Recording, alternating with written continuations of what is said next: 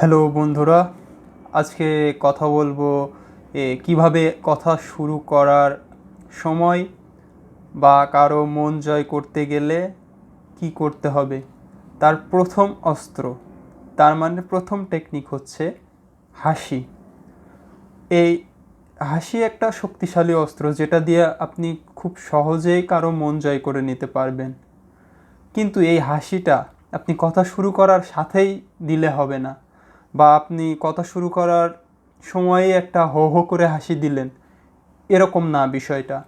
তো এই হাসিটা দিতে গেলে আপনাকে একটু চিন্তা করে দিতে হবে, এবং এটা যে আপনার একটা শক্তিশালী অস্ত্র বা সম্পদ, সেটাকে খুব ভালোভাবে ব্যবহার করতে হবে। তার জন্য আপনার কি করতে হবে? তার জন্য আপনাকে করতে হবে, আপনি কথা যার সাথে শুরু করবেন কিছুটা সময় নেন, তার সাথে কথা বলার পরে কিছুটা সময় নেন, তারপর তার দিকে তাকান।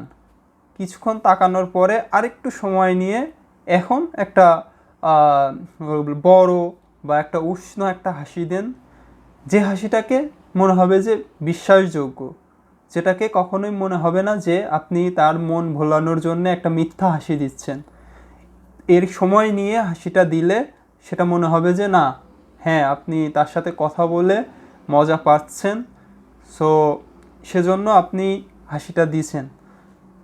এরপর কি সেকেন্ড অস্ত্র, সেটা হচ্ছে যে চোখ। হ্যাঁ, চোখকে বলা হয় হচ্ছে সাইকোলজিক্যাল গ্রেনেড। সো কথা বলার সময় একটা খুব গুড আই কন্ট্যাক্ট খুবই খুবই গুরুত্বপূর্ণ। আপনি কথা বলার সময় কতবার চোখের পলক ফেলতেছেন সেটাও খুবই ম্যাটার করে। সেজন্য চোখের বিষয়টাও অনেক গুরুত্বপূর্ণ। তো এর পরের ভিডিওতে আমি কিভাবে চোখ ব্যবহার করবেন সেই বিষয় নিয়ে কথা বলবো। সো সেই পর্যন্ত ভালো থাকবেন। ধন্যবাদ সবাইকে।